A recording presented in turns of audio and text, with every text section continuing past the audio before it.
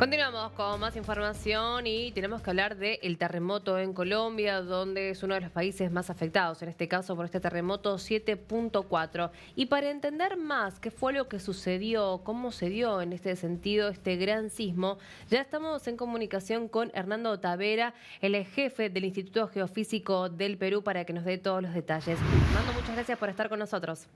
Muy buenos días desde Perú. Hernando, ¿hay alguna coincidencia geológica entre el terremoto de Colombia y el terremoto de Venezuela? La única coincidencia es que ambos, sumados al de Japón, al de México, han ocurrido en lo que todos ya conocemos como el Cinturón de Fuego del Pacífico. Ujú. Es una zona que bordea todo el Océano Pacífico y donde la Tierra libera cada año más del 80% de energía que se acumula en su interior. A lo largo de esta región, las placas tectónicas se movilizan a mayor velocidad con respecto al resto de placas que tenemos en nuestro planeta Tierra. Esa es la única relación entre estos eventos sísmicos. Ujú. Y para mantenerse, ¿no?, en esta cadena o en este cinturón de fuego, ¿esto quiere decir que más adelante podría llegar a ocurrir un terremoto peor aquí en Colombia o en toda esta zona de la región? Si somos un país sísmico, como lo es Venezuela, Colombia, Ecuador, Perú y Chile, lo más común es que ocurran sismos. Ujú.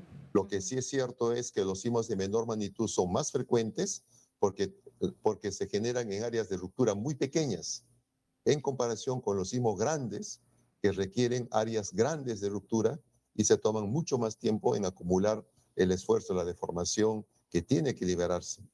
La Ujú. pregunta siempre uno debe hacerse, ¿no? Yo vivo en este país. La pregunta es, ¿ha ocurrido un sismo en el pasado grande?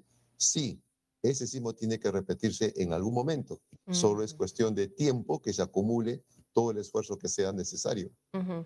Y con esa pregunta que usted se está haciendo, estos países que usted recién nombraba, ¿no?, que son países Ujú. sísmicos, ¿están preparados para enfrentarlos? ¿Las construcciones están preparadas en estos Mire, países? creo que las imágenes que hemos visto, los daños en Venezuela, ahora en la zona de Pereira, Colombia, nos ponen la foto de la realidad. ¿No? Ujú. El sismo solamente sacude el suelo, es todo lo que hace. Si Ujú. todo aquello que el hombre ha construido, ha diseñado sobre ese suelo, no soporta ese nivel de sacudimiento, puede colapsar total o parcial. Y solo así afecta a las personas. Ujú. Entonces, cuando uno quiere hablar si una ciudad, un área urbana está preparada para un sismo, lo primero que tenemos que preguntarnos los que vivimos en esas zonas es, la zona donde yo vivo, ¿cuál es la calidad de los suelos? ¿Dónde están los suelos blandos, los suelos compactos? Ujú. Siguiente pregunta, ¿dónde están las viviendas más antiguas, las más modernas? ¿Dónde están las viviendas que han sido construidas, de lo que llamamos autoconstruidas, y las que han sido construidas con la norma? Siguiente, ¿dónde están las viviendas que por lo general hoy en día se están instalando a lo largo de la ribera de quebradas, ribera de ríos, ¿no? O los que están frecuentemente en la ladera de cerros, de lomadas. Ujú. Y por último, ¿dónde están las áreas con mayor cantidad de población que habite esas áreas? Si tenemos esa respuesta, sabemos si la ciudad o el área urbana está preparada o no ante un sismo.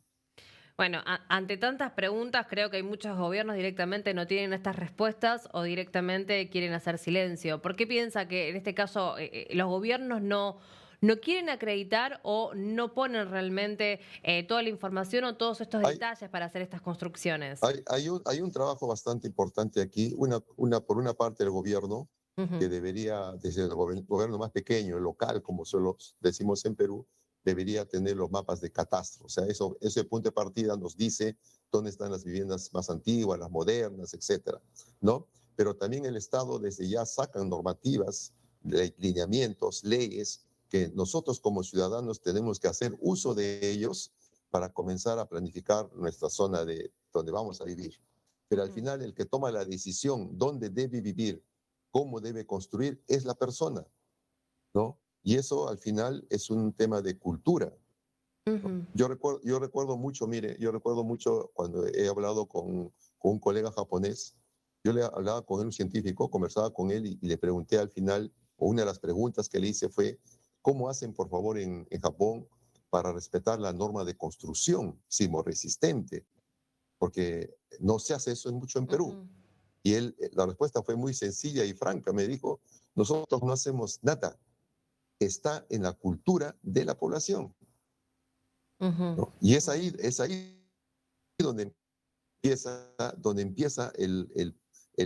la primera puntada, como decimos aquí, ¿no? De tener una ciudad o un país con cultura de prevención. Y esta cultura de prevención o esta cultura de información, como le han respondido, ¿por qué piensa que estos países no la tienen? ¿O directamente capaz que falta un poco de información o de Yo educación en creo que ese hoy en día, tema?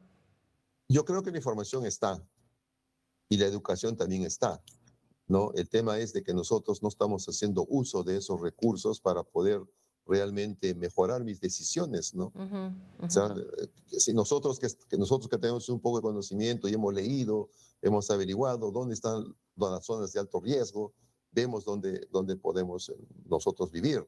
ujú, Ahora, con lo que hemos visto en Venezuela, en Colombia, lo primero que yo ya debía haber hecho es, estoy en mi casa, revisar con qué material he construido, cuántos niveles tiene, dónde está construida mi casa, en qué zona, cuál es el suelo sobre el cual he construido.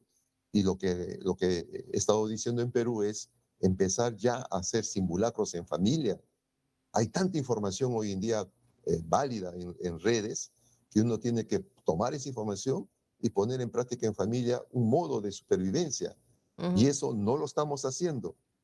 Cada fin de semana hay que robarle al tiempo 15 minutos y hacer eso en familia. Eso va a marcar la diferencia. Ujú.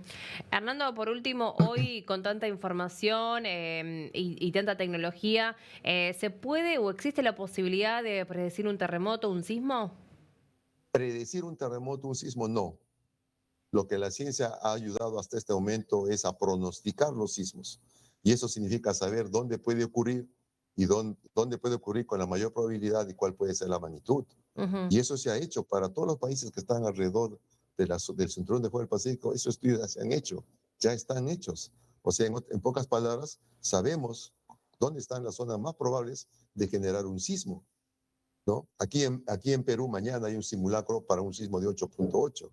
Ese valor de 8.8 sale de haber identificado dónde están estas zonas en el caso del Perú y ese podría ser la magnitud.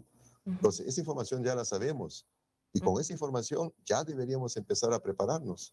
Y ahora con lo que se ha visto, ¿no? Este terremoto en Colombia, en Venezuela, en Perú, con este simulacro, por ejemplo, ¿ustedes ya comenzaron a ver informes que podría llegar a ser un tercer país donde pueda ocurrir prontamente un terremoto o un sismo?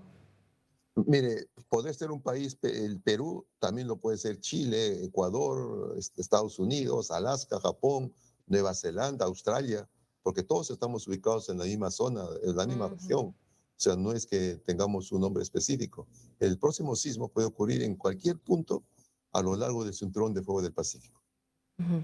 ¿Y de qué dependerá de que Dependerá ocurra? simple- Depende simplemente de las condiciones geodinámicas en las cuales se han desarrollado la acumulación de esfuerzos, ¿no? O sea, si sabemos que ahí ocurre, tenemos que prepararnos. O sea, no hay lección más clara o información más clara, ¿no?